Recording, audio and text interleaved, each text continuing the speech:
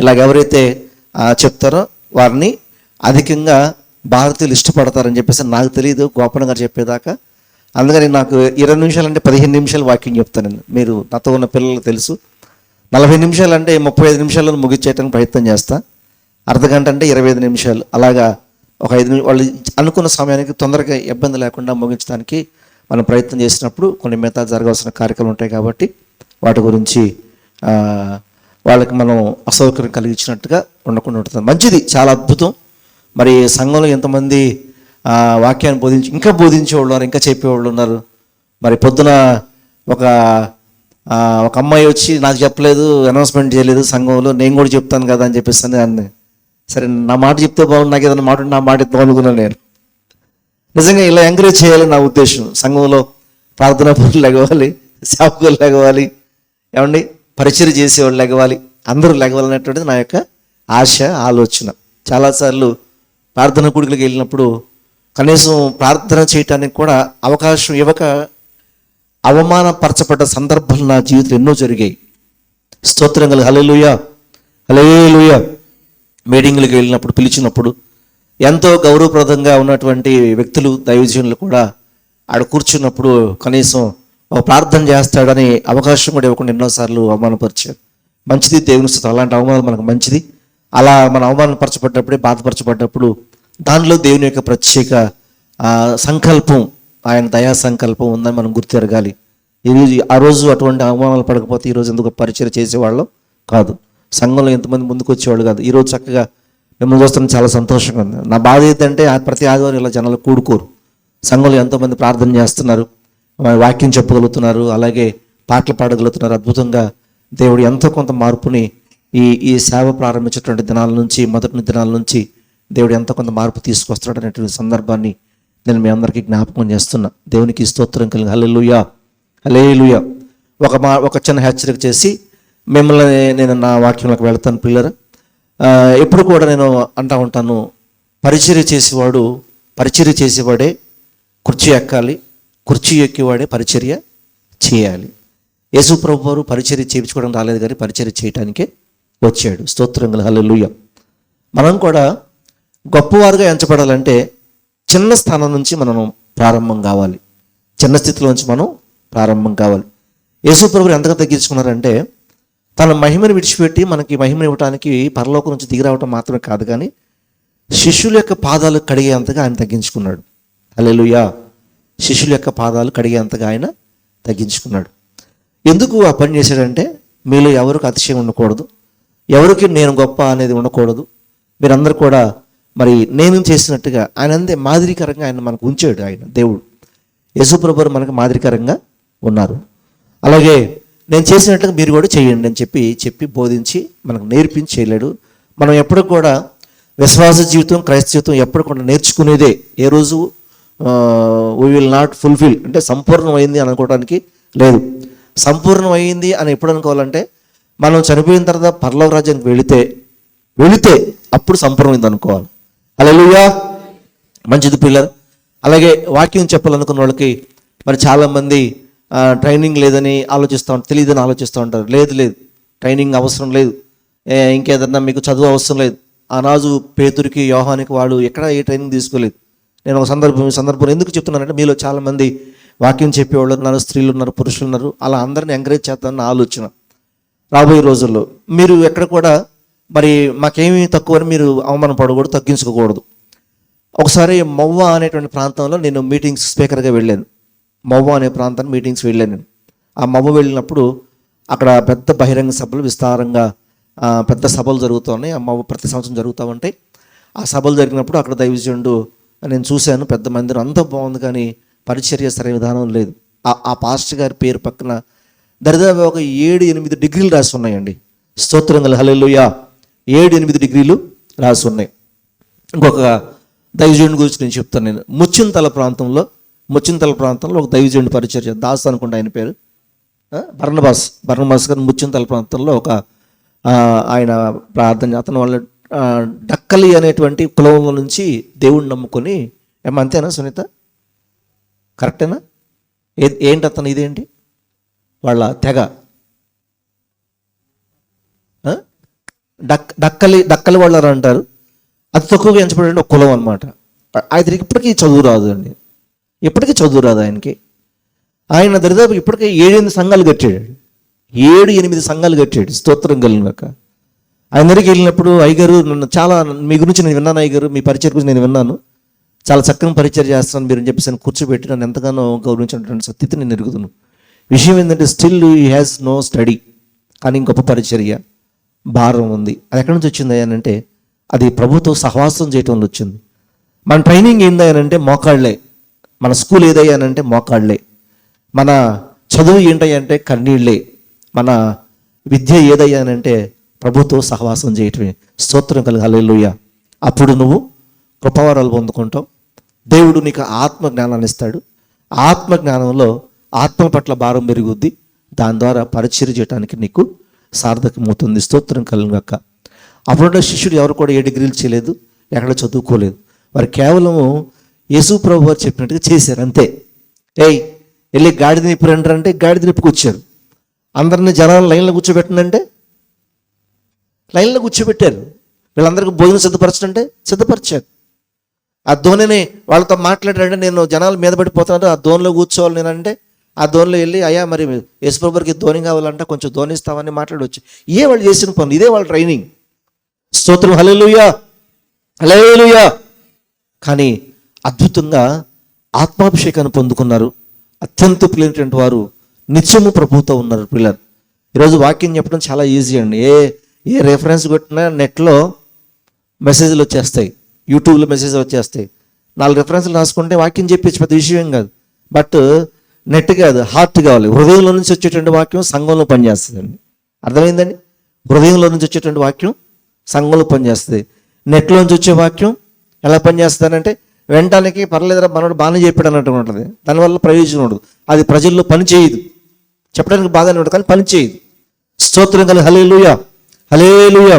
కాబట్టి మీరు ఎవరైనా సరే ఆడపిల్లలు కూడా అవసరమైతే ప్రభుత్వం అయితే దేవుడు ప్రేరేపిస్తే ఆత్మ సంబంధమైనటువంటి విశ్వాసులు ఎవరైనా ఆడవారిని ఉంటే వాళ్ళని లేపి ఆరాధన చేపిస్తాం, అందులో సందేహం ఏమీ లేదు. పురుషుల్ని, స్త్రీలని, యవనస్తుల్ని అందరూ వాడబడాలి, అందరూ వాడబడాలి. బట్ అందరికీ క్రమం కావాలి, విధేయత కావాలి, పరిచర్య చేయాలి.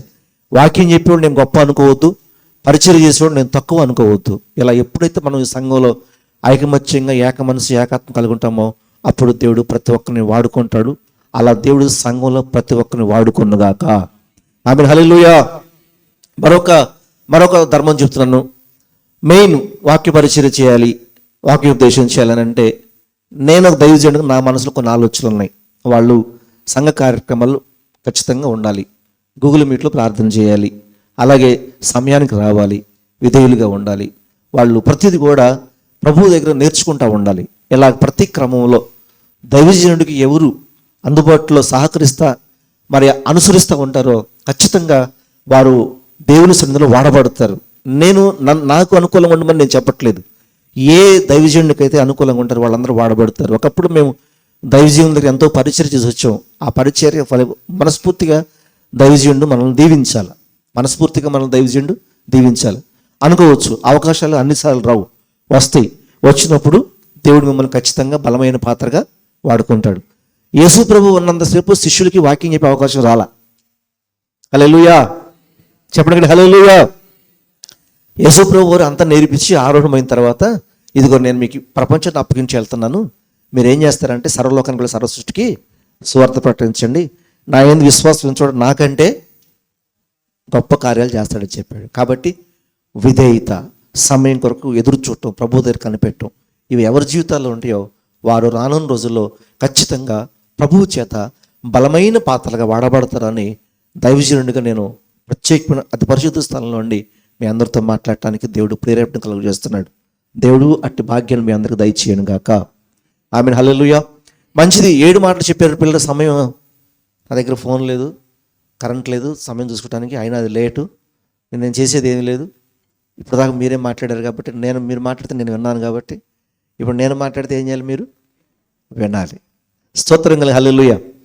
మంచి మాటలు అందరూ చెప్పారు, చక్కగా చెప్పారు. దీంట్లో అందరు కూడా చెప్పినట్టు మాట్లాడి అద్భుతంగా యేసు ప్రభు వారు చివరిగా ఆయన చెప్పిన సువార్త, స్వస్థతలు, మరణం నుంచి లేపడం వేరైతే ఈ చివరి భాగంలో సుమారుగా ఒక 6 గంటల సమయంలో చెప్పండి 7 మాటలు ఇవి. యేసు ప్రభు వారు యూదుల క్యాలెండర్ ప్రకారం రాత్రి, మనకేమో తెల్లవారితే పగలు అంటాము, చీకటి పడితే రాత్రి అంటాం కదా. బట్ యూదుల క్యాలెండర్ ప్రకారం సాయంత్రం 6 గంటలకి, సాయంత్రం 6 గంటల నుంచి ఉదయం 6 గంటల వరకు ఒక పూట అయిపోద్ది. అంటే వాళ్ళకి రాత్రి ప్రారంభమైంది అనమాట. రాత్రి ప్రారంభమైంది అంటే మొట్టమొదటి భాగం రాత్రి ప్రారంభమైంది, రెండవ భాగం పగలు ప్రారంభమైంది. మనకి ఎలా ప్రారంభమైంది? మొట్టమొదటి భాగం పగలుతో ప్రారంభమైంది, సాయంత్రం యూదుల క్యాలెండర్ ప్రకారం రోజు స్టార్ట్ కావాలంటే ఎక్కడ స్టార్ట్ అవుద్ది? సాయంత్రం 6 గంటలకు స్టార్ట్ అవుద్ది. మన పంచాంగం, తెలుగు క్యాలెండర్ ప్రకారం రోజు స్టార్ట్ కావాలంటే ఉదయం 6 గంటల సూర్యోదయం నుంచి సూర్యాస్తం వరకు మన సమయం స్టార్ట్ అవుద్ది. స్తోత్రం కల హల్లెలూయా. అలా గెత్సేమనే తోటలో ఉన్నప్పుడు యేసు ప్రభు వారిని వెళ్ళి పట్టుకొని రావడం జరిగింది. దానికి ఒక ప్రముఖమైనటువంటి వ్యక్తి, ప్రాముఖ్యమైన శిష్యుడు వెళ్ళి యేసు ప్రభు వారిని ముద్దు పెట్టుకొని రావడం జరిగింది. స్తోత్రం కలుగాక. ఎందుకు యేసు ప్రభు వారిని ముద్దు పెట్టుకోవడం జరిగిందని అంటే ఆయన గుర్తించడానికి. ఎందుకు? ఆయన ప్రజల్లోనే తిరిగాడు కదా, ఆయన్ని గుర్తుపట్టుకోలేమా? ఆయన్ని మరి ఎవరికి తెలియదా అని అనుకుంటే ఆయన తెలుసు, కానీ ఆయన రూపాంతరం చెందే వ్యక్తి. హల్లెలూయా. ఆయన ప్రజల్లో వాక్యం చెప్పేటప్పుడు ఒకలాగా ఉండేవాడు, వ్యక్తిగతంగా ఒంటరిగా ప్రార్థన చేసేటప్పుడు మరో రకంగా ఉండేవాడు. అలా ప్రార్థన చేసిన ప్రతిసారి కూడా ఆయన రూపం మారుతూ ఉండేది. స్తోత్రం కలుగాక. ఉదాహరణకి ఒకసారి ప్రార్థన చేస్తూ శిష్యులు వెళ్ళిపోమానంటే శిష్యులు వెళ్ళిపోయిన తర్వాత ఆయన ఒక్కడే నేల మీద నడుచుకుంటూ వచ్చాడు. ఎందుకంటే అప్పటికే ఆయన రూపాంతరం చెంది ప్రార్థన చేసి మహిమను పొందుకొని, శక్తిని పొందుకొని ఆయన రూపాంతరం చెందాడు. ఆ రూపాంతరం ద్వారానే ఆయన నేళ్ల మీద నడుస్తూ శిష్యుల దగ్గరికి రావడం జరిగింది. ఆ తర్వాత రెండోసారి మరి కొండ మీదకి వెళ్ళి ప్రార్థన చేస్తున్నప్పుడు ఆయన పరలోకంతో ఒక శబ్దం వినపడిందంట. ఆయన రూపాంతరం చెందాడంట. అక్కడ ఒక శబ్దం వినపడిందంట. ఏంటి ఆ శబ్దం అని అంటే, ఇదిగో నా ప్రియ కుమారుడు, ఈయన యందు నేను ఆనందించుచున్నాను అన్న. అదేనా? ఇది ఎప్పుడు ఉంది? 2 సార్లు యేసు ప్రభు గురించి పరలోకం నుంచి ఒక స్వరం వినపడింది. ఎన్నిసార్లు వినపడిందండి? 2 సార్లు. కొండ మీద చెప్పినప్పుడు ఏమి వినపడింది? కొండ మీద నా ప్రియునికుడు ఈయన మాట వినండి అని ఒకసారి వస్తే, మరొక చోట ఏమో ఇదిగో బాప్తీస్తున్నప్పుడు ఒకసారి, బాప్తీసం తీసుకుంటున్నప్పుడు ఒకసారి, కొండ మీదకి రూపాంతరికి వెళ్ళినప్పుడు ఒకసారి మరి స్వరాన్ని ప్రత్యేకంగా మనం వింటాం జరుగుతుంది. స్తోత్రం కలుగు హల్లెలూయా. సరే ప్రియులారా, రాత్రిపూట వెళ్ళి పట్టుకొచ్చారు. ఏమాత్రం కూడా ఆగలేదు. సహజంగా మన భారతదేశ సాంప్రదాయ ప్రకారం అయితే మనిషిని అరెస్ట్ చేస్తే కనీసం 24 గంటలు కస్టడీలకు తీసుకొని, లేదంటే వారం రోజులు రిమాండ్, ఒక్కోసారి 10 రోజులు రిమాండ్, 4 రోజులు రిమాండ్ అని అంటే విచారణ చేసి వాస్తవాలు కనిపెట్టడాన్ని రిమాండ్ అంటారు. హల్లెలూయా చెప్పాలి. వెనకాల ఎవరు అసలు? హల్లెలూయా, హల్లెలూయా. కుర్చీలో కూర్చున్న పెద్దలందరూ కూడా కిందకు వచ్చి కూర్చోవాలి. కుర్చీలు పెద్ద మనుషులు హాస్పిటల్ వేసుకొని కూర్చున్నారు కదా పెద్దలు. ముందు వరుసలో ఒక 2 పెద్దలు ఉన్నారు, వాళ్ళు లేకుండా. ఆ వెనకాల పెద్ద మనిషి గాఢ నిద్రపోతున్నాడు చూడండి. అసలు ఎరా రాత్రి అంతా ఏం పనికి వెళ్ళావు ఏంటి? ముఠా పనికి వెళ్ళావా ఏంటి? అయ్యా మీరు చిన్నపిల్లలకి పెద్దవాళ్ళు ఎవరు కూర్చోవద్దు, పైన కూర్చోండి, పైన కూర్చోండి. చిన్నపిల్లలు కుర్చీలు కూర్చొని నిద్రపోతున్నారని వాళ్ళకి కింద కూర్చోమన్నా. స్తోత్రం కలుగు హల్లెలూయా. 6 గంటలకండి. ఓపికగా ఉన్నారా? ఓపిక గట్టిగా చప్పట్లు కొట్టిన ఒకసారి. వినడానికి సిద్ధంగా ఉన్నారా? ఎందుకంటే ఇంతసేపు మనం కూర్చోవడం మనకు అలవాటు లేదు కదా, కొంచెం కష్టమైన పనే. బట్ ఏంటంటే బ్రేక్ ఇవ్వడానికి లేదు. బ్రేక్ చాలా విషయాలు మనం తెలుసుకోవాలి. ఎలాంటి సందర్భం తెలుసుకుంటాం, కాస్త ఓపిక చేసుకొని వింటే మంచిది. స్తోత్రం కలుగు హల్లెలూయా. ఈ సందర్భంలో ఇంకా చెప్పాలి, చాలా విషయాలు తెలుసుకోవాలి మనం. ఇలాంటి సందర్భం వచ్చినప్పుడే మనం తెలుసుకోవడానికి మనకు అవకాశం కుదురుతుంది. సరే, ఉదయం 6 గంటలకి తీసుకొచ్చారు పొంతి పిలాతు దగ్గరికి. పోయిన 1947 సంవత్సరానికి ముందు మన భారతదేశాన్ని బ్రిటిష్ ప్రభుత్వం వారు పరిపాలించేవారు. ఎన్నో సంవత్సరాలు అండి? 47వ సంవత్సరానికి ముందు. ఆ తర్వాత మరి భారతదేశం స్వతంత్రంగా రిపబ్లిక్ ఆఫ్ ఇండియాగా సిద్ధపడి సొంత పరిపాలన ఏర్పాటు చేసుకుని పరిపాలిస్తారు. అలాగే ఆ రోజుల్లో వారికి ఇప్పుడున్న యెరూషలేం దేశంగా స్వతంత్ర పరిపాలనలో లేరు వాళ్ళు. ప్రతి దేశం కూడా వేరొక దేశం యొక్క సంరక్షణలోనే, ఆధీనంలోనే, స్వాధీనంలోనే ఉండి పరిపాలన జరిగించారు పూర్వపు దినాల్లో. అప్పటికి యెరూషలేము, యోదయ అనే ప్రాంతాలు మరి రోమా సామ్రాజ్యం యొక్క స్వాధీనంలో ఉన్నాయి. హల్లెలూయా. రోమా సామ్రాజ్యం యొక్క స్వాధీనంలో ఉన్నాయి. రోమా సామ్రాజ్యం యొక్క స్వాధీనంలో ఉన్నప్పుడు ఒక్కొక్క ప్రాంతానికి సివిల్ కోర్ట్స్, సివిల్ న్యాయాధిపతులు ఉన్నట్లుగా నంద్యాలలో కోర్టు ఉంది, జగ్గైపేటలో కోర్టు ఉంది, విజయవాడలో కోర్టు ఉంది, బందర్లో కోర్టు ఉంది, హైదరాబాద్లో కోర్టు ఉంది, మరి అమరావతిలో కోర్టు ఉంది. అలా జిల్లా కోర్టులు, మరి మండల స్థాయి తాలూకా కోర్టులు, అలాగే మరి ఇట్లా కోర్టు ఉన్నట్టుగా ప్రాంతానికి ఒకళ్ళు న్యాయాధిపతులు నియమించారు. అప్పుడు న్యాయాధిపతి యేసు ప్రభు వారు సిలువ వేయటానికి అప్పగించిన న్యాయాధిపతి పేరు ఎవరయ్యా అంటే పొంతి పిలాతు. హల్లెలూయా. ఎవరన్నా ఆయన?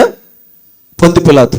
ఆయన నిద్ర లేకముందే సమాజపు అధికారులు అందరూ కూడా వచ్చి ఆయన్ని తీసుకొని వచ్చారు. ఎక్కడ తీసుకొచ్చారు అంటే పొంతి పిలాతు దగ్గర తీసుకొచ్చారు. పొంతి పిలాతు తీసుకొచ్చి ఈయన్ని సిలువ వేయమని అడుగుతున్నారు. అదేంటయ్యా, విచారణ లేకుండా సిలువ వేయటం ఏంటి? విచారణ లేకుండా మరి సిలువ ఎలా వేయాలి?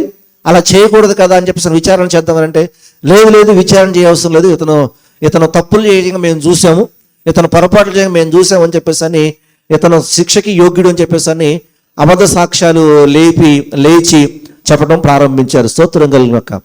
అయినా సరే మరి ఒక అవకాశం యేసు ప్రభు వారికి పొంతి పిలాతు ఇచ్చాడు. అయ్యా, మరి వీళ్ళందరూ నీ మీద నేరం మోపుతున్నారు, నువ్వేం మాట్లాడవా అని అంటే ఒక్క మాట కూడా ఆయన మాట్లాడలేదు. యూదుల రాజు నువ్వేనా అంటే నేనే అని ఆయన ఒప్పుకోవడం జరిగింది. నువ్వేమైనా చెప్పుకునేది ఉందా అని అంటే ఆయన ఏం చెప్పుకోలేకపోయాడు.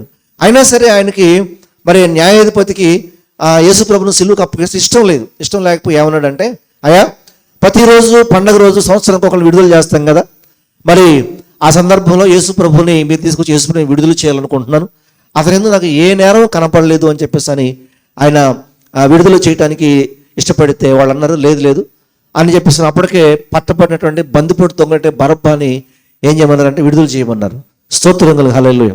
అంటే ఇదంతా కూడా వాళ్ళకి సత్యం తెలుసు, అంటే ఆయన ఏ పాపం చేయలేదో తెలుసు, కానీ ద్వేషం, వాళ్ళు పట్టు, మేము అనుకున్న జరగాల్సిందే, ఇతన్ని చంపాలి అనుకున్నారు. ఆ చంపడానికి ఎలాంటి ప్రయత్నం చేయాలి అలాంటి ప్రయత్నాలను కూడా వాళ్ళు చేయటం జరిగింది. స్తోత్రం కలుగు. హల్లెలూయా. చాలా జాగ్రత్తగా ఉండాలి. ప్రాముఖ్యమైనటువంటి మాటల్లోకి మనం వచ్చాం. ఆ తర్వాత సరే చేసేది గత్యంతరం లేక ప్రజలను సంతోషపెట్టే ఉద్దేశంతో ఆయన ఈ పాపం నా మీద, నా కుటుంబం మీద ఉండకూడదు అని చెప్పేసి అని ఆయన చేతులు కడుక్కొని నిరపరాధిగా వారిని సిలువ మరణంకి అప్పగిస్తే సుమారు 6 గంటలైంది. ఆయన యెరూషలేము ప్రాంతానికి ఒక 2-3 కిలోమీటర్ల దూరంలో గోల్గోతా లేదా కల్వరి లేదా కపాలం అనబడినటువంటి స్థలంలోకి ఆయన్ని తీసుకురావటానికి పిల్లరా సుమారుగా 3-4 గంటలు సిలువ 2 కిలోమీటర్ల దూరం మోయటానికి 3 గంటలు 4 గంటల సమయం తీసుకున్నట్టుగా మనం చూస్తూ ఉంటాం. స్తోత్రం కలుగును గాక. హల్లెలూయా. అంటే 6 గంటలకు మొదలయ్యి ఆయన చనిపోయేటప్పటికి సాయంత్రం మధ్యాహ్నం 3 గంటలు అయిపోయిందని యోహాను సువార్తలో రాయబడింది. అలాగే మార్కు సువార్తలో కూడా రాయబడింది. ఈ క్రమంలోనే చెప్పబడిన మాటలే 7 మాటలు ఆయన పలికిన శ్రేష్టమైన మాటలుగా పలికి సంఘము దాన్ని ఆచరిస్తూ ఉంటాము, మనం చూస్తూ ఉంటాం. స్తోత్రం కలుగును గాక. వస్తా ఉన్నప్పుడు ఆ సందర్భంలో మీరు చాలామంది ఆవలిస్తూ ఉన్నారు, అన్ని విచిత్రమైన ప్రవర్తనలు చేస్తూ ఉంటారు. నాకు అర్థం కావట్లేదు, మీరేంటో ఫోన్ వస్తే మధ్యలో వెళ్ళిపోతూ ఉంటారు, ఆరాధన చేస్తుంటే కళ్ళు తిరిగి చూస్తుంటారు, ప్రార్థన చేస్తుంటే కళ్ళు తిరిగి చూస్తుంటారు, చిన్నపిల్లలు మనగాళ్ళలాగా వెళ్ళేదో బయట అర్జెంట్ పని ఉన్నట్టుగా. స్తోత్రం కలుగు. హల్లెలూయా. ఎందుకంటే పరిశుద్ధ దేవుని సన్నిధి, దేవుని ఆలయం, దేవుని మహిముండే స్థలం, దేవుడు నివసించే స్థలం, దేవుడు మాట్లాడే స్థలం మనం ఉన్నాం. అన్ని స్థలాల్లాగా మన ఇష్టం వచ్చినట్టుగా ఉండటానికి ఉండేటువంటి స్థలం ఇది కాదు అనేటువంటి విషయాన్ని మనం జ్ఞాపకం చేసుకోవాలి. అత్యవసరం, తప్పదు, పరిస్థితి బాగలేదు, ఎమర్జెన్సీ, అర్జెంటు, నో ప్రాబ్లం, అలాంటి వాటికి ఎటువంటి సమస్య లేదు. బట్ ఏదో మధ్యలో మీకు వాక్యం మీద ధ్యానం లేక, మీకు మనసు ఇక్కడ పెట్టలేక మీరు ఏదైనా చేస్తే మాత్రం అది చాలా పొరపాటు. స్తోత్రం కలుగు. హల్లెలూయా. హల్లెలూయా. సరే 6 గంటల ప్రాంతంలో ఆయన తీసుకెళ్లారు. 6 గంటల ప్రాంతంలో మోసుకుంటూ సుమారుగా 9 గంటల ప్రాంతానికి ఆయనకు ఆ ప్రాంతం తీసుకెళ్లి సిలువ వేశారు. ఉదయం 9 నుంచి మరియు సుమారుగా మధ్యాహ్నం 3 వరకు ఆయన సిలువలోనే వేలాడినట్లుగా మనం చూస్తూ ఉంటాం. పిల్లలు, ఈ మాటలు సిలువలో పలికిన మాటలు ఉన్నాయి, మార్గంలో పలికినటువంటి మాటలు కూడా ఉన్నాయి. ఈ సందర్భంగా నేను చెప్పేటువంటి కొన్ని విషయాలు మనం తెలుసుకోవాలి. మరి చాలామంది మధ్యాహ్నం 3 దాకా ప్రార్థన జరిగింది కాబట్టి శుభ శుక్రవారం రోజు 3 గంటల దాకా ప్రార్థన జరిగించాలి అనేటువంటి కొన్ని ఆలోచనలు చేస్తూ ఉంటారు. మంచిది. దేవుని నామానికి మహిమ కలుగును గాక. ఆదివారం తెల్లవారుజామున మరియా వాళ్ళందరూ కూడా సమాధికి వెళ్ళారు కాబట్టి ఆదివారం తెల్లవారుజామున మనం కూడా పోయి ఆరాధన చేయాలంటారు. మంచిదే, స్తోత్రం కలుగును. హల్లెలూయా. 40 దినాలు యేసు ప్రభు వారు సిలువకు ముందు శ్రమ పడ్డాడు కాబట్టి 40 సిలువకు ముందు శ్రమ పడ్డాడు. ఆయన 40 దినాలు శ్రమ పడ్డట్టు ఉన్నాయి ఎక్కడన్నా బైబిల్ గ్రంథంలో ఉందండి? 40 దినాలు ఎప్పుడు శ్రమ పడ్డాడు ఆయన? ఎప్పుడు శ్రమ పడ్డాడు? అయ్యా ఎప్పుడు? సిలువకు 40 దినాలు శ్రమలు పడ్డాడు ఆయన. మరి మనం ఎందుకు శ్రమ దినాలు పాటిస్తున్నాం? బైబిల్ ఎక్కడ ఉన్న శ్రమ దినాలు పాటించాలని అంటే సందర్భం వచ్చింది కాబట్టి నేను విమర్శించుతాను కాదు, మీరు తెలుసుకోవాలని, మీరు గ్రహించుకోవాలని. ఉందా ఎక్కడన్నా? 40 రోజులు ఆయన ఉపవాసం ఉన్నాడు. ఎప్పుడు? బాప్తీసం తీసుకున్న తర్వాత శక్తి కొరకు, బలము కొరకు, ఆత్మాభిషేకం కొరకు ఆయన తన శరీరం నల్లగొట్టుకొని శక్తిని పొందుకొని అప్పుడు ఆయన పరిచయం ప్రారంభించాడు. స్తోత్రం కలుగును. హల్లెలూయా. అయితే ఒకవేళ మంచిది, ఒకవేళ నాకు తెలియకుండా ఎక్కడన్నా ఏదైనా పేజీలో రాసి ఉందేమో 40 దినాలు శ్రమ దినాలు పాటించాలని ఉంటే మంచిది. ఆయన చేసిన పనులు ఇంకా చాలా ఉన్నాయి.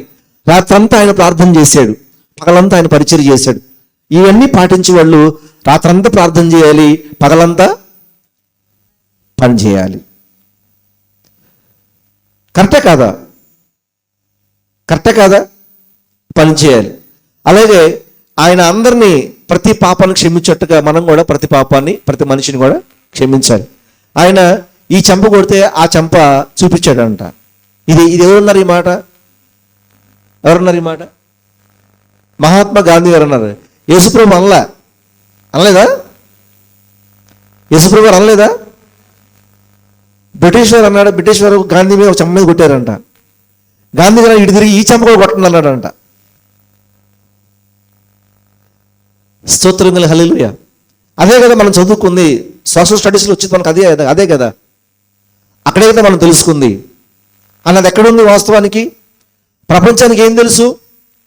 ప్రపంచానికి ఏం తెలుసు? ఒక చెంప కొట్టమంటే మరొక చెంప కూడా కొట్టమని చెప్పింది ఎవరు? గాంధీ. కానీ అది చెప్పింది ఎవరు?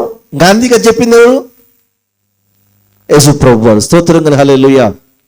ఆయన ఒక మాట అన్నాడు ఒకరోజు యేసు ప్రభు గురించి మాట్లాడతా. నిజంగా యేసు ప్రభు త్యాగాలని, యేసు ప్రభు యొక్క మరణాలను చూస్తుంటే ఏ మనిషి కూడా, ఏ దేవుడు కూడా మనుషుల కొరకు చనిపోలేదు. కానీ ఒక్క వ్యక్తి చనిపోయాడు, ఆయన ప్రభు అని యేసుక్రీస్తు.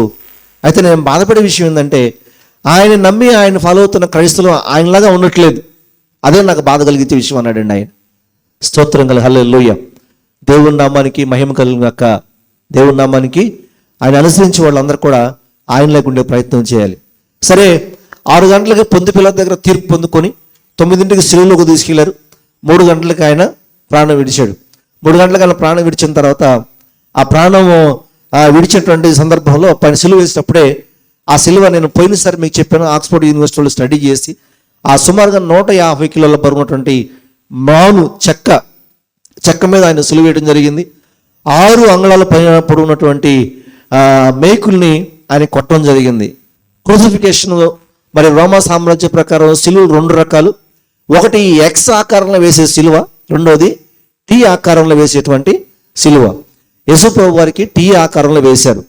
సహజంగా అయితే ఎవరు ఏ మరణశిక్షకు కూడా రోమన్ సాంప్రదాయ ప్రకారం, రోమా ప్రభుత్వ చట్ట ప్రకారం మేకులు కొట్టరు. తాళ్ళతో కట్టి చనిపోయిన దాకా వదిలేస్తారు. చనిపోకపోతే కాళ్ళ మీద ఎముకలు విరగొడతారు. బట్ యేసు ప్రభు వారి ఎముకలు విరగొట్టడానికి లేదు. ఆయన ఎముకల్లో ఒకటైనా విరగదు అని చెప్పేసి ప్రవచించబడిన ప్రవచనం నెరవేరింది కాబట్టి యేసు ప్రభు ఎముకల మీద కొట్టలేదు. కానీ మళ్ళీ ఎంతో చనిపోయడం లేదనే టెస్టింగ్ కోసం పక్కలో పొడిచారు. ఆ సందర్భంలో సిలువ మీద ఒక బోర్డు పెట్టారు. ఆ రోమా సాంప్రదాయం, రోమా గవర్నమెంట్ ప్రకారం చనిపోయిన వారు పేరు, అడ్రస్ పెడతారు. మనం చనిపోయిన తర్వాత ఇక్కడ పెడతాం కదా, సమాధానం ఏమని పెడతాం? సో అండ్ సో వ్యక్తి ప్రభునందు నిద్రించెను, మృతి చెందును అని రాస్తాం, అడ్రస్ పెడతాం. ఏ సమాధానికి ఇది ఎవరో తెలుస్తుంది. అలాగే అక్కడ కూడా మరి సిలువలో చనిపోయినప్పుడు ఈ మనిషి ఎవరు అని చెప్పేసి అని అడ్రస్ కావాలి. అందుకని అడ్రస్ రాయడానికి ఆయన ఏం చెప్పాడు? ఆయనకు అడ్రస్ లేదు, ఇల్లు లేదు, వాకిల్ లేదు. ఏమండి? ఇల్లు లేదు, వాకిల్ లేదు. తండ్రి ఏ రోజు ఆయన అమ్మటి రాలేదు. యేసు వచ్చినట్టు ఉందా ఎక్కడన్నా? యేసు ప్రభు వారి పక్కన తండ్రి అంటే యేసు వచ్చినట్టు ఉందా? తల్లి వచ్చింది, కానీ ఆ తల్లిని కూడా ఆ మిగతా ఇంకా యేసు ప్రభు తర్వాత ఇంకా 4 కుమారులు ఉన్నారు, మరియకు పుట్టారు. బట్ వారిని విడిచిపెట్టి తల్లి వచ్చింది.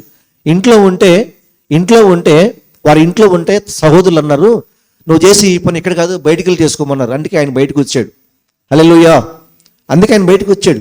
యేసుప్రభుకి ఇల్లు లేదు. ఒక వ్యక్తి వెళతా వచ్చి, అయ్యా నువ్వు ఉన్న చోటకి నీ ఎమ్మటి నేను కూడా వస్తానంటే ఆయనతో యేసుప్రభు ఒక మాట చెప్పారు. ఏంటి మాట అంటే, ఆకాశ పక్షులకు గూళ్ళు ఉన్నాయి, నక్కలకి బొరియలు ఉన్నాయి, మనుషు కుమారుడికి తలవాల్చుకోవడం అయినను స్థలము లేదు. మా ఏం నిద్రపోతున్నాం, అస్సలు అద్భుతం. ముందు ఉంది ఏంట్రా వీడియో. అసలు నువ్వు ఎవరి మీద ఫోకస్ చేయాలంటే, నిద్రపోయేవాళ్ళు, కళ్ళు తెరిచి చూసేవాళ్ళు, ఇదే సందాన్ని ప్రార్థన చేస్తున్నప్పుడు మాట్లాడుకుంటుంటారే, వాళ్ళని ఫోకస్ చేసి వాళ్ళని ప్రపంచానికి పరిచయం చేయాలి. హల్లెలూయా, హల్లెలూయా. మంచిది పిల్లరా. ఇలా జరుగుతూ ఉన్న సందర్భంలో ఆయనకు అడ్రస్ లేదు. ఆయన ఒకటి ఎవరయ్యాను అంటే యూదుల రాజు అన్నాడు. అందుకనే ఆయనకు ఊరు పేరు అడ్రస్ ఏది లేదు కాబట్టి ఆయన పైన యూదుల రాజు అని రాశారు. దానికే ఒక బోర్డు పెట్టారు. 3 భాషల్లో, హెబ్రీ, గ్రీకు, లాటిన్ లాంగ్వేజ్లో 3 భాషల్లో అక్కడ పైన రాశారు. దానికి INRI అని పెట్టారు. స్తోత్రంగా హల్లెలూయా. ఏం పెట్టారండి? INRI. INRI అనేది లాటిన్ లాంగ్వేజ్ అండి. అది లాటిన్ లాంగ్వేజ్. దానికి మీరు ఎక్కడ చూసిన వస్తా, I అంటే ఇసస్, N అంటే నజరేనస్, R అంటే రెక్స్, R అంటే రెక్స్, I అంటే ఇనాడోరియం. దీనికి ఇంగ్లీష్లో అర్థం ఏంటంటే Jesus of Nazareth, king of juice. అంటే నజరేతు వాడని యేసు యూదుల రాజు అని అర్థం ఇచ్చేటువంటి 3 భాషల్లో. ఎందుకంటే ఆ ప్రాంతంలో 3 భాషలు మాట్లాడేవారు ఉన్నారు కాబట్టి 3 భాషల్లో INRI యూదుల రాజు అనేటువంటి హెబ్రీ, గ్రీకు, లాటిన్ భాషల్లో అక్కడ రాయటం జరిగింది. స్తోత్రం కలుగ హల్లెలూయా. ఆయన శిలువ మరణం అత్యంత ఘోరాతి ఘోరం.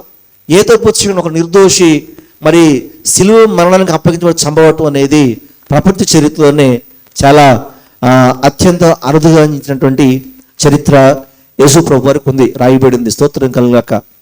మంచిది. అందరం కూడా శిలువలో పలికిన 7 మాటలు చెప్పారు. చక్కగా అద్భుతంగా చేశారు. గుడ్ ఫ్రైడేకి వస్తే ప్రపంచం అంతా కూడా ఈరోజు వ్యాపిస్తూ ఉంటుంది. ప్రపంచం అంతా దీన్ని బాగా జరుపుకుంటూ ఉంటారు. బట్ అసలు యేసు ప్రభు వారు శిలువలో ఎందుకు మరణించారు అనే విషయాన్ని ఈరోజు తెలుసుకొని ఇక్కడ నుంచి వెళ్దాం. స్తోత్రం కలుగు హల్లెలూయా, హల్లెలూయా. ధర్మశాస్త్రం, మోషే ధర్మశాస్త్రం, నిర్గమకాండము రెఫరెన్స్ తీయొద్దులండి. నిర్గమకాండం మీరు చదువుకోండి వెళ్ళిన తర్వాత. నిర్గమకాండము, లేవీకాండం, సంఖ్యాకాండం, పంచకాండాల్లో మొదటి పంచకాండాల్లో ధర్మశాస్త్రం చాలా స్పష్టంగా రాయబడుతూ ఉంటుంది. నిర్గమకాండం 22వ అధ్యాయం 23వ వచనం, 23వ అధ్యాయాలు ఏమో రాయబడుతుంటే కంటికి కన్ను పంటికి పన్ను అటువంటి లెక్కలు రాయబడుతున్నాయి. దాని ప్రకారం ఎవరు కన్నన్నా పోతే ఎవరి ద్వారానైనా వాళ్ళు కూడా ఎదుటి వారి కన్ను, సపోజ్ ఈ రవి ఉన్నాడు అనుకోండి, ఏదో తెలియక నేను చేయి ఇట్లా పెట్టేది అనుకోండి, కన్ను పొడుచుకొని కన్ను పోయిందనుకోండి, అతను కూడా నేను తెలియక చేసిన అతను నా కన్ను పొడవాలి. అంటే పన్ను ఇరగొడితే పన్ను ఇరగొట్టాలి. దూడ చనిపోతే వీళ్ళ దూడను కూడా చంపేయాలి, అంటే పొడవాలి. అట్లా రకరకాల ధర్మశాస్త్రంలో రకరకాల నిబంధనలు దేవుడు మనిషికి ఇచ్చాడు. మనిషికి ఇచ్చి ఆ ధర్మశాస్త్రంలో ఏం చెప్పాడంటే ప్రియులారా, ధర్మశాస్త్రం ఏం చెబుతుందంటే, దేవుడు మనిషికి ఇచ్చిన ధర్మశాస్త్రం, మోషేకి ఇచ్చిన ధర్మశాస్త్రం ఏం చెప్తుందంటే, ప్రతిదానికి డెఫినేషన్ ఉంది. తప్పు అనేదానికి డెఫినేషన్ ఉంది. ఏం చేస్తే తప్పు, ఏం చేస్తే తప్పు, ఏం చేస్తే తప్పు అనే డెఫినేషన్ ఉంది ఆ ధర్మశాస్త్రంలో. బట్ ఆ ధర్మశాస్త్రంలో తప్పుకి శిక్ష ఉంది, తప్పుకి శిక్ష ఉంది. ఈ తప్పు చేస్తే ఇగో ఈ శిక్ష విధించాలి, ఈ తప్పు చేస్తే ఈ శిక్ష విధించాలని రాయబెడతా ఉంది. బట్ ధర్మశాస్త్రంలో తప్పు చేసిన వాడు శిక్ష నుండి ఎలా తప్పించుకోవాలి అనే దానికి ప్రశ్నగా మిగిలిపోయింది. తప్పు చేసిన వాడు శిక్ష నుండి ఎలా తప్పించుకోవాలి అనే ప్రశ్న మిగిలిపోయింది. ఆ ప్రశ్నకి సమాధానమే ప్రభువైన యేసుక్రీస్తు. హల్లెలూయా. చెప్పండి మరి, హల్లెలూయా, హల్లెలూయా. పాపం చేస్తే, తప్పు చేస్తే, పొరపాటు చేస్తే పాప పరిహారార్థ బలి, దోష పరిహారార్థ బలి. ఈ బలులు అర్పిస్తే దోషం పోయిద్ది, కడుక్కుంటే దోషం పోయిద్ది. కానీ మనిషి ఆత్మ సంబంధమైనటువంటి వాటికి నిర్దోషిగా తీర్చబడాలి అని అంటే ఒకే ఒక మార్గం ఉంది, అది రక్తం చిందించబడాలి. స్తోత్రం కలుగును గాక. ఆ మధ్య ఒక సెమీ క్రిస్మస్లో మాట్లాడటానికి దేవుడు అవకాశం ఇచ్చాడు. చాలామంది అధికారులు, పెద్ద పెద్ద అధికారులు ఉన్నారు అక్కడ. 5 నిమిషాలు షార్ట్ అండ్ స్వీట్గా మెసేజ్ క్లోజ్ చేయాలి. చాలామంది సహోదరులు బైబిల్ పెట్టుకుని వచ్చారు. బైబిల్ పెట్టుకుని వచ్చిన సహోదరులు చూస్తే మిగతా సహోదరులు భయపడుతున్నారు. ఎందుకు భయపడుతున్నారంటే, అమ్మో వీళ్ళు అసలు మనం రానివ్వడమే కష్టంగా ఉంది, నిలబడి చేస్తున్నాం, ఇంతవరకు తీసుకొచ్చారు, ఇదే గొప్ప, మళ్ళీ ఇప్పుడు బైబిల్ తీసి వాక్యం చదివితే మళ్ళీ రెండోసారి మనకు అవకాశం ఇవ్వాలని భయపడుతున్నారు. అప్పుడే డ్యూటీ దిగి నేను లోపలికి వచ్చా. రావడం అర్జెంటుగా బాబు వచ్చి మాట్లాడతాడు అన్నారు. నాకు అర్థం కాలేదు, ఎందుకంటే వాళ్ళు ఉన్నారు, నేను డ్యూటీ డ్రెస్లో ఉన్నాను, నేను వెళ్ళకూడదు, నన్ను పిలవరు అనుకున్నాను. నేను వాళ్ళు మేనేజ్ చేస్తారు అని పిలవరు అనుకున్నాను నేను, బట్ వెళ్ళాల్సి వచ్చింది. వెళ్ళిన తర్వాత అద్భుతంగా పరిశుద్ధ ఆత్మదేవుడు ఒక చక్కని యేసుప్రభు గురించి ఒకే ఒక్క మాట, ఒకే ఒక్క నిర్వచనం చెప్పడానికి దేవుడు ప్రేరేపించాడు. అందుకని వాక్యం చెప్పేటప్పుడు దేవుడు మనలో ప్రేరేపించాలి. మనం ఎంత సిద్ధపడినా, మన సమాధానం ఎంత మన ప్రిపరేషన్లో ఉన్నా, పరిశుద్ధాత్మ దేవుడే మనలోంచి మాట్లాడాలా, అది పని చేస్తుంది. హల్లెలూయా, హల్లెలూయా. సరే, వెళ్ళింది ఒక మాట చెప్పాను నేను. ఒక మాట చెప్పిన తర్వాత అసలు యేసుప్రభుని ఎందుకు ఈ లోకంలో దేవతలు దేవుళ్ళు అనేబడి చాలా మంది ఉన్నారు. మరి మనం చాలామంది దేవుళ్ళ దగ్గరికి వెళ్ళి మరి కొబ్బరికాయలు కొడతాం, అలాగే మరి కోళ్ళని కోస్తాం, రక్తం చిందిస్తాం, అలాగే మేకలను కోస్తాం కదా. ఎందుకంటే ఏదైనా తప్పు దోషం ఉంటే పోవాలి అని చెప్పేసి అని ఇవన్నీ కూడా మనం చేస్తూ ఉంటాం. అయితే యేసుప్రభు వారు ఈ భూమి మీద రావడానికి కారణం ఏంటంటే, మనిషి కంటే ఉన్నతమైనటువంటి వ్యక్తి కానీ శక్తి కానీ ప్రాణం అర్పిస్తే, రక్తం కారిస్తే మనిషి పాపం విడుదల కలుగుతుంది. ఈ మనకంటే మనిషి కంటే తక్కువైనటువంటి మరి కోళ్ళ ద్వారానో, పొటేళ్ల ద్వారానో, మేకల ద్వారానో, లేకపోతే కోడెల ద్వారా, రక్తం ద్వారా మనిషికి ఎటువంటి పరిహారము లేదు, ఆ పాపం కొట్టివేయబడదు. అందుకని యేసుప్రభు వారు మనిషి యొక్క పాపాన్ని క్షమించడానికి ఆయన దేవుడయ్యుండి కూడా మనిషి రూపంలో భూమి మీదకి వచ్చి ఆయనే మనిషి యొక్క పాపం కొరకు ప్రాయశ్చిత్తమై శిలువలో మరణించాడు. అందుకనే ఆయన పుట్టిన దినాన్ని, ఆయన చనిపోయిన దినాన్ని క్రైస్తవులు ప్రపంచంలో గొప్పగా చేసుకుంటారు. ఆయన మనుషుల కొరకు చనిపోయి తిరిగి లేచాడు అని చెప్పాను. ఒక్క 5 నిమిషాలు అయిపోయింది వాక్యం. స్తోత్రం కల హల్లెలూయా. ఆ మాటలు నా ఆఫీసర్ అన్నాడు, నేను ఈ విషయం నాకు ఎప్పుడు తెలియదు, ఎవరో చెప్పలేదు, ఈరోజు నేను కొత్తగా ఈ విషయం విన్నాను అని చాలా సంతోషపడ్డాడు. అంటే అప్పటిదాకా ఆయన ఒక మనిషి పాపం పోవాలంటే దేవుడు రక్తం చిందించిపోయాడన్న సంగతి ఆయనకి తెలియదు. ఈరోజు నేను చెప్తున్నాను పిల్లరా, యేసుప్రభువు శిలువ మనిషి గల కారణం ఏంటంటే మన ప్రతి ఒక్క పాపము క్షమించబడటానికి. అపోస్తలుడైన పౌలు 10 నిమిషాలు నా మాటలు ముగిస్తాను. 10 లెక్క పెట్టుకుని 10 నిమిషాలు. అపోస్తలుడు ఆ టైం ప్రకారం 2 గంటల 5 నిమిషాలు అయింది, 2 గంటల 15 నిమిషాలు నేను నా వాక్యం ముగిచ్చేస్తాను. స్తోత్రం కల హల్లెలూయా, హల్లెలూయా. అపోస్తలుడైన పౌలు అంటాడు, 1 తిమోథెయుసు రాసిన పత్రిక 1వ అధ్యాయంలో అంటా ఉంటాడు, నేను ఆయన అనుభవించా. ఆయన గొప్ప విద్యావంతుడు, తత్వవేత్త, శాస్త్రాలు తెలిసినవాడు, విద్యని అత్యధికంగా అభ్యసించినవాడు, రోమా ప్రభుత్వంలో ఒక మంచి ఉద్యోగం పొంది ఒక మంచి అధికారిలో ఉన్నటువంటి వ్యక్తి. ఆయన న్యాయశాస్త్రాన్ని కూడా అభ్యసించాడు. స్తోత్రం కల హల్లెలూయా. న్యాయశాస్త్రం కూడా అభ్యసించాడు. తత్వవేత్తని, సోషియాలజీ చేశాడు. ఆయన చాలా విద్యలు ఆయనకు ఉన్నాయి. అందుకని ఆయన దేవుడు లేడని నమ్మాడు. దేవుని పేరు మీద మోసం జరుగుతుంది, దేవుడి పేరు మీద యేసు అనేటువంటి వ్యక్తి ప్రజల్ని, యూదుల్ని మోసం చేస్తున్నాడు అని ఆయన ఏం చేశాడంటే దాన్ని తీసేయాలి, ఇలాంటి మోసగాల్ని తొలగించాలని రోమా ప్రభుత్వ అధికారం పొందుకొని ఎవరైతే క్రైస్తవులుగా చేర్చబడుతున్నారో, ఎవరైతే క్రైస్తవులు సమాజాన్ని చెరిపేస్తున్నారో వాళ్ళని మార్చి అతన్ని నేను పట్టుకుంటానని చెప్పేసి అని అధికారం పొందుకొని బయలుదేరాడు. స్తోత్రం కల హల్లెలూయా. దమస్కు అనే ప్రాంతాలకు వచ్చినప్పుడు ఆయనకి దేవుడు ప్రత్యక్షం కావటం, మాట్లాడటం అపోస్తలుల కార్యాల్లో మొదటి భాగాల్లో మనం చూస్తూ ఉంటాం. స్తోత్రం కల ఆ వ్యక్తి దేవుళ్ళకి వచ్చిన తర్వాత అంటా ఉంటాడండి, 1 తిమోతికి రాసిన పత్రిక 1వ అధ్యాయం 12వ వచనం నుంచి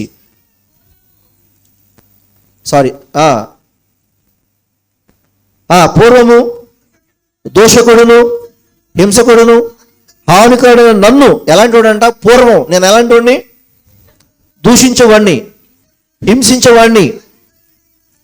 హానికరుడైన నన్ను తన పరిచర్యకు నియమించి నమ్మకమైన వాళ్ళు ఎంచినందుకు నన్ను బలపరిచిన మన ప్రభు అయిన క్రీస్తు యేసుకు కృతజ్ఞుడనై ఉన్నాను. స్తోత్రం కలిగిన హల్లెలూయా. పూర్వం నేను దూషకుణ్ణి, హింసకుణ్ణి, హానికరుణ్ణి, కానీ ఇప్పుడు నమ్మకమైన పరిచర్య చేసేవాడిని. తెలియక అవిశ్వాసం వల్ల చేస్తుంది కనుక అప్పుడు నాకు తెలియదు, అప్పుడు నాకు తెలియక చేశాను కాబట్టి నేను కనికరించబడ్డా. మరియు మన ప్రభు యొక్క కృపయు క్రీస్తు యేసునందున విశ్వాసమును ప్రేమయు అత్యధిక విస్తరించను. అంటే పాపం చేసేవారి పట్ల ఈరోజు దేవుని ప్రేమ కృప విస్తరించింది. పాపలను రక్షించుటకు క్రీస్తు యేసు లోకములకు వచ్చిన వాక్యము నమ్మదగినది, పూర్ణాంకారులకు యోగ్యమైనది ఉన్నది. అటు వారిలో నేను ప్రధానుడు. గట్టిగా చెప్పడానికి దేవునికి స్తోత్రాలు చెల్లిద్దాం. హల్లెలూయా. చాలా మంది నువ్వు చేసిన తప్పంటే ఒప్పుకోరు, నువ్వు చేసిందే పాపంటే ఒప్పుకోరు. బట్ అన్నీ తెలిసిన వ్యక్తి, జ్ఞాని, విద్యావంతుడు ఏమంటున్నాడు? నేను దూషకుణ్ణి. ఆ మాట సత్యం. దేవుడు పాపులను రక్షించడానికి వచ్చిన మాట సత్యం. అందులో నేనే మొట్టమొదటి దోషిని, నన్నే మొట్టమొదటి దేవుడు క్షమించాడేమో అన్న రీతిలో ఈ మాట చెప్తుండే స్తోత్రం కలుగాక. పాత నిబంధన గ్రంథంలో మనిషి యొక్క లోపము, పాపము ఏంటో రాయబడింది, వెరీ క్లియర్ రాయబడింది. కానీ యేసుప్రభు వచ్చిన తర్వాత అది బహిరంగంగా చేసేటువంటి తప్పులకి, చేతుల్లో చేసేటువంటి పనులకి అది అక్కడ రాయబడింది. ఎక్కడ? పాత నిబంధన గ్రంథంలో. బట్ నూతన నిబంధన గ్రంథంలో మనిషి యొక్క పాపం చేతుల ద్వారా కనపడకపోయినా ఇక్కడ కనిపిస్తూ ఉంటుంది, ఇక్కడ కనిపిస్తూ ఉంటుంది. కళ్ళతో పాపం చేయటం, హృదయంతో పాపం చేయటం. కళ్ళతో పాపం చేసే వాళ్ళని కనిపెడతామా? చెప్పండి. దొంగ చూపులు చూసే వాళ్ళని కనిపెడతామా? మోహపు చూపులు చూసే వాళ్ళు కనిపిస్తామా? ద్వేషపు చూపులు చూసే వాళ్ళని కనిపెడతామా? మనం కనిపెట్టలేం. ఎందుకని? వాళ్ళకు కూడా అందరిలాగే కళ్ళు ఉంటాయి. హల్లెలూయా. హృదయంలో నుంచి వచ్చేటువంటి వాడిని కనిపెడతామా? హృదయంలో పాపం చేసేవాడిని కనిపెడతామా? హృదయంలో పగ పెంచుకున్నాడిని కనిపెడతామా మనం? వాడు బయటకు కనపడతాడా? ఎప్పుడు కనపడతాడంటే వాడు నోట్లోంచి కక్కినప్పుడు కనపడతాడు. అప్పుడు తెలుస్తుంది మనకి, అమ్మ ఈ కడుపులో ఎంత ఉందా అని. స్తోత్రం కల హల్లెలూయా. కాబట్టి పిల్లరా, వీటన్నిటికీ విరుగుడు ఎవరయ్యానంటే ప్రభువైన యేసుక్రీస్తు యొక్క రక్తము. ఆ రక్తం ద్వారా ఇప్పుడు కృప విస్తరించింది, ప్రేమ విస్తరించింది. ఆ ప్రేమ, ఆ దేవుని యొక్క కృపలో కార్చబడిన రక్తం ద్వారా ఏం జరుగుతుందంటే మనిషి యొక్క పాపాలకి పరిహారం దొరుకుతుంది.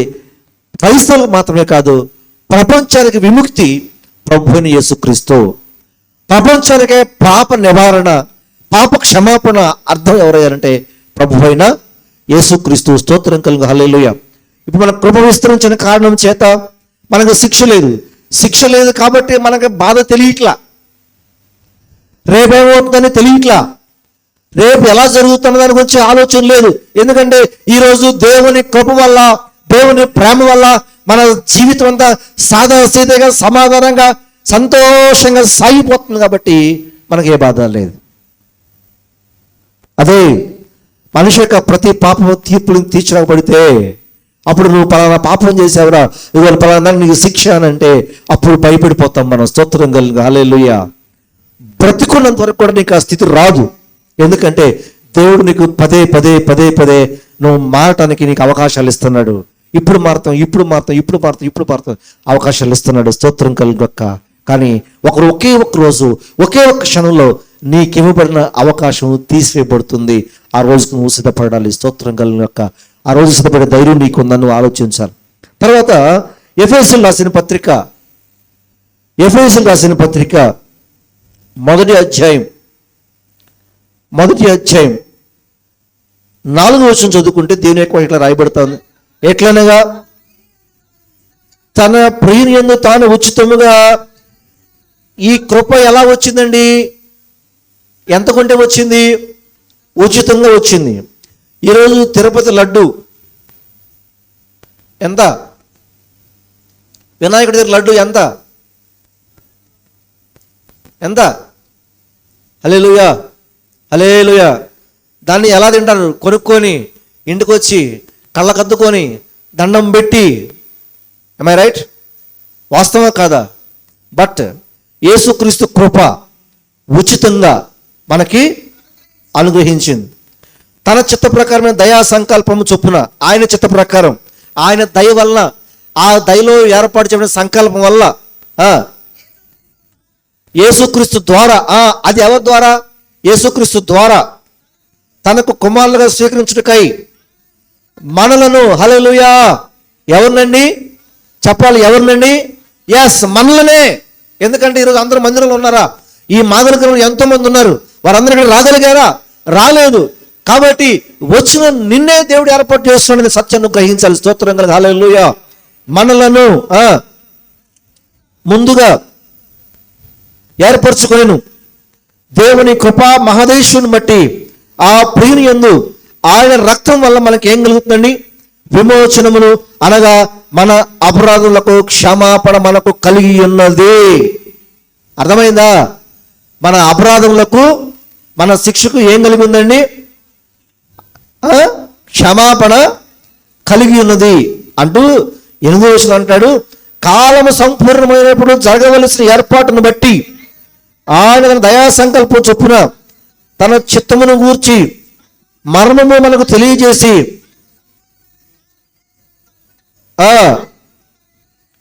విస్తరింపజేశాడు. మనకి పరలోకంలో ఉన్నవే కానీ, భూమి మీద ఉన్నవే కానీ సమస్తమును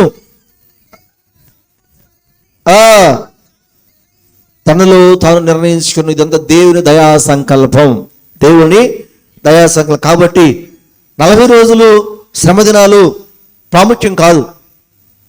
అర్థమైందా? గుడ్ ఫ్రైడే రోజు 7 మాటలు ప్రాముఖ్యం కాదు. గుడ్ ఫ్రైడే రోజు 3 గంటల దాకా ప్రార్థన జరగాలన్నది ప్రాముఖ్యం కాదు. 40 రోజులు దీక్ష చేయాలన్నది ప్రాముఖ్యం కాదు. దేవుడు ఏం చెప్పాడు? అయ్యా ఇశ్రాయేలీయులారా, అన్యులతో సహవాసం చేయకుండా, అన్యులతో సహవాసం చేయకుండా వాళ్ళ పద్ధతులు అనుభవించండి, వాళ్ళ పద్ధతులు మీరు పద్ధతులకు నడవమాకండి అని పదే పదే పదే పదే పదే పదే పదే పదే మొత్తుకొని ఎంతమంది ప్రవక్తల ద్వారా చెప్పించుకుని వచ్చాడో ఎప్పటికీ స్టిల్ ప్రపంచంలో అదే కంటిన్యూ అవుతా ఉంది. ప్రజలందరూ కూడా అన్యుల యొక్క ఆచారాలని అవలంబిస్తా అనుసరిస్తూ ఉన్నారు.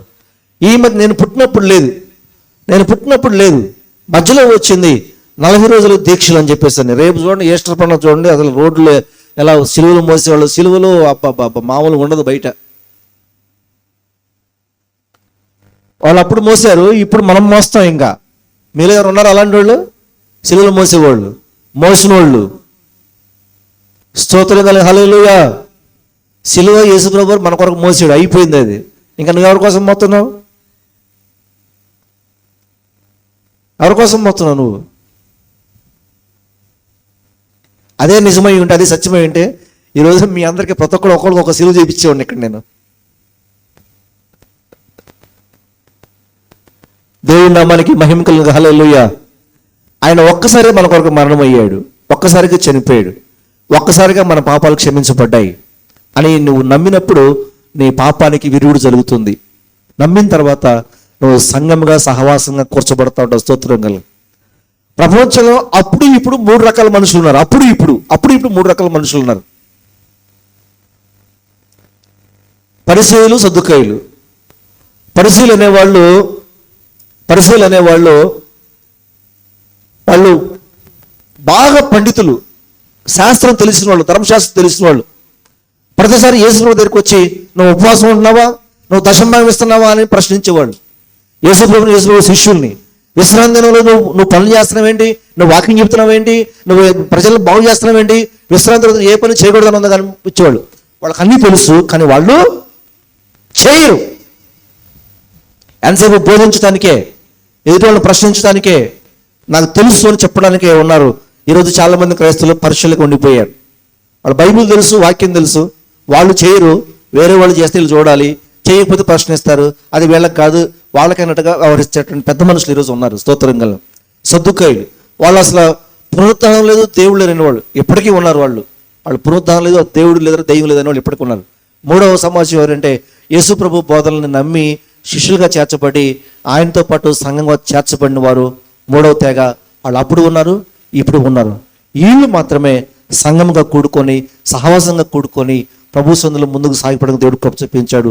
వీరికి దేవుణ్ణి అంగీకరించిన వారికి సంఘం కావాలి, సహవాసం కావాలి, ప్రార్థన కావాలి, పరిచర్య కావాలి, దేవుని మాటలు కావాలి, దేవుళ్ళు నడవాలి.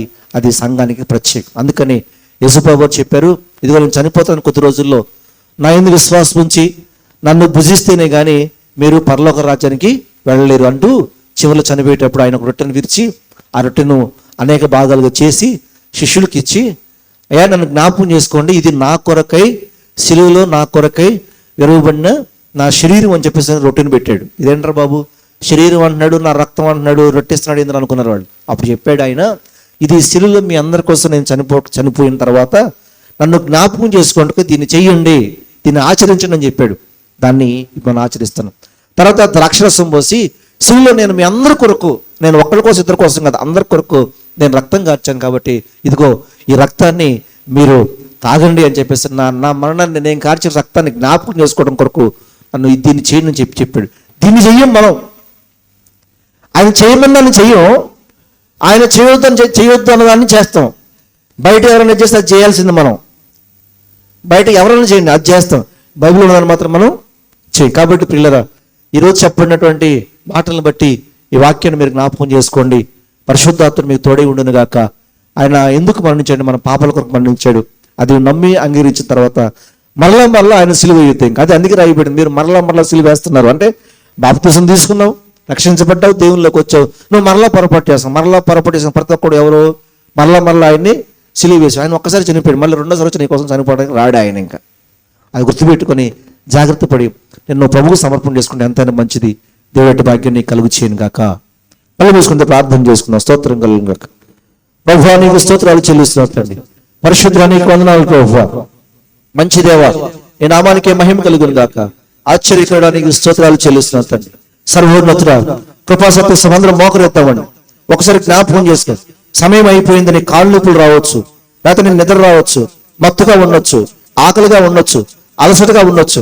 బట్ ఒకసారి చివరిగా నువ్వు ప్రభు సన్నిధిలో, దేవుని సన్నిధిలో, ప్రభువా నీకు స్తోత్రము చెల్లిస్తున్నాను తండ్రి, నువ్వు నా కొరకు మరణించావు కదా అనే విషయాన్ని నువ్వు జ్ఞాపకం చేసుకుంటే మంచిదని చెప్పేసి అని ప్రభు పెట్ట మనం చేస్తా ఉన్నాం. స్తోత్రం తెలుగు. హల్లెలూయా, హల్లెలూయా, హల్లెలూయా, హల్లెలూయా. ఆయన సిలువ వేసినటువంటి తీరు అత్యంత దయనీయం, అత్యంత ఘోరమైనది, అత్యంత భయంకరమైనది. అటు రీతిగా ఆయన సిలువ ఇవ్వబడ్డాడు. స్తోత్రంగా ఒకసారి జ్ఞాపకం చేసుకుందాం. నీ కొరకే, నీ పాపాల కొరకే, నీ దోషం కొరకే, నిన్ను మహిమలో చేర్చుట కొరకే ఆయన సిలువలో మరణించాడు. స్తోత్రంగా. హల్లెలూయా. వెనుక నుండి తన్నింది ఒకరు, తన ముందు నిలిచి నవ్వింది మరి ఒకరు. వెనుక నుండి తన్నింది ఒకరు, తన ముందు నిలిచి నవ్వింది మరి ఒకరు. బంతులాడినారు, పలు బాధలు పెట్టారు. బంతులాడినారు, పలు బాధలు పెట్టారు. నోరు పెరువలేదాయి ప్రేమ, బదులు పలుకలేదాయి ప్రేమ. నోరు పెరువలేదాయి ప్రేమ, బదులు పలుకలేదాయి ప్రేమ. ఇది ఎవరి కోసము? ఈ జగతి కోసమే, ఈ జనుల కోసమే, ఈ జగతి కోసమే, ఈ జనుల కోసమే. సిలువలో సాగింది యాత్ర, కరుణామయుడి దయగల పాత్ర. సిలువలో సాగింది యాత్ర, కరుణామయుడి దయగల పాత్ర. ఒకసారి ఆలోచించి, ఆయన సిలువలో ఆయన తలపై ముళ్ళ కిరీటం పెట్టారు, ఆయన చేతులకి గాయాలు, ఆయన పక్కటి ఎముకలకి బల్లెంతో పొడిచారు, ముఖం మీద ఉమ్ము వేశారు, దాహమవుతుంటే చేయి చిరుకునిచ్చారు. ఆయన ఏ పాపం చేయలేదు, ఆయన ఏ దోషం చేయలేదు. పాలు కారు దేహము పైన పాపాత్ముల కొరడాలెన్నో, పాలు కారు దేహము పైన పాపాత్ముల కొరడాలెన్నో,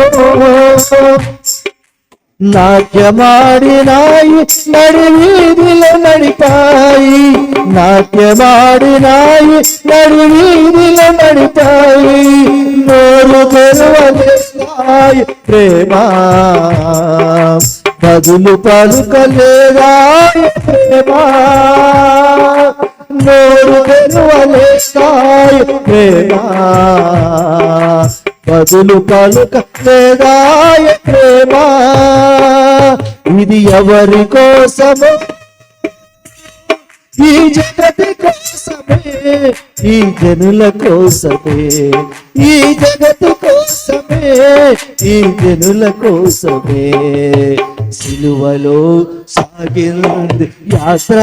ఒకసారి జ్ఞాపకం చేసుకో, సిలువలో ఆయన రక్తం కార్చాడు, మల్ల కిరీటం, కొరడా దెబ్బలు, ఎన్నో కొరడా దెబ్బలు, ఆ కొరడాలకి కాలపు ముళ్ళు ఒక్కొక్క కొరడా దెబ్బ వేస్తుంటే ఆయన శరీరం పైన 16 గాయాలు, 16 చోట్ల ఆయన శరీరము చేర్చబడింది, ఆయన శరీరం దున్నివేయబడింది, పొలములో ట్రాక్టర్ నాగలు దున్నినట్లుగా ఆయన శరీరాన్ని కొరడాలు దున్నాయి. ఒకసారి జ్ఞాపకం చేసుకో, ఒకసారి ఆలోచించాయి, నీ కొరకు ఆయన శిలువలో మరణించాడు. కొల్లుమని కొట్టింది ఒకరు, తన మోము పైన పూసింది మరి ఒకరు, చెల్లుమని కొట్టింది ఒకరు, తన మోముపై పూసింది మరి ఒకరు, కేలి చేసినారు పరిహారమాడినారు, కేలి చేసినారు పరిహారమాడినారు, నోరు తెరవలేదాయ ప్రేమ బదులు పలుకలేదాయ ప్రేమ. మోకరించు, నోరు మోకరించు అయ్యా, అబే బదులు పలుకలేదాయ ప్రేమ, ఇది ఎవరి కోసము ఈ జగతి కోసమే, ఈ జనుల కోసమే, ఇది నీ కోసమే, ఇది నా కోసమే సిలువలో సాగింది యాత్ర, కరుణామయుని దయగల పాత్ర, సిలువలో సాగింది యాత్ర కరుణా. ఆయన జ్ఞాపకం చేసుకో, ఆయన మన్ను టండలో మధ్యాహ్నం 3 గంటల వేళ దాహం అంటూ ఉంటే చేదుని వచ్చాడు, చేతునిచ్చారు, ఆయన వస్త్రాన్ని చీట్ వేసి పంచుకున్నారు. అయ్యో, ఆయన పక్కలో పొడిస్తే బళ్ళ నీరు కారిందంట, 6 లీటర్ల రక్తంతో పోయి నీళ్ళే కాదు, ఆయన శరీరం ఏమీ మిగలలేదు. అయ్యో, ఆయన ఏ పాపం చేసేవాడు కాదే, ఏ శ్రమ పొందినవాడు కాదే, ఆయన శరీరం రక్తము గాయాలు 5,000 పైన గాయాలు, 600 పైనటువంటి మేకులు ఆయన చేతులు కొట్టారట, ఆయన కాళ్ళు కొట్టారట. ఒక చిన్న ముళ్ళు పుచ్చుకుంటేనే మనం భరించలేము, ఒక చిన్న పిల్లి పుచ్చుకుంటేనే మనం భరించలేము, ఒక కోరు తగిలితేనే మన శరీరం గాయమవుతే, అలాంటిది ఆ విషయం ఎంతగా దురబడిందో, ఎంతగా రక్తం ఖర్చు ఒకసారి జ్ఞాపకం చేసుకో. పాలు కారు దేహము పైన పాపాత్ముల కొరడాలెన్నో, పాలు కారు దేహము పైన పాపాత్ముల కొరడాలెన్నో, నాట్యమాడినాయి నడి వీధిలో నడిపాయి, నాట్యమాడినాయి నడి వీధిలో నోరు తెరవలేదాయ ప్రేమ బదులు పాలు లేదాయ ప్రేమ.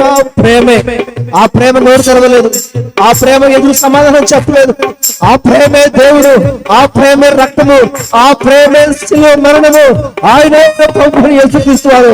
ప్రేమే యేసు, ప్రేమే యేసు, ప్రేమే దేవుడు, ప్రేమే దేవుడు, దేవుడే ప్రేమ. పాలు కారు దేహము పైన పాపాత్ముల కొరడాలెన్నో. పాలు కారు దేహము పైన పాపాత్ముల కొరడాలెన్నో. నాట్యమాడినాయి నడివీధిల నడిపాయి, నాట్యమాడినాయి నడివీధిల నడిపాయి. నోరు తెరవలేదాయి ప్రేమ, బదులు పలుక లేదాయ ప్రేమ. నోరు తెరవలేదాయి ప్రేమ, బదులు పలుక లేదాయ ప్రేమ. నోరు తెరవలేదా.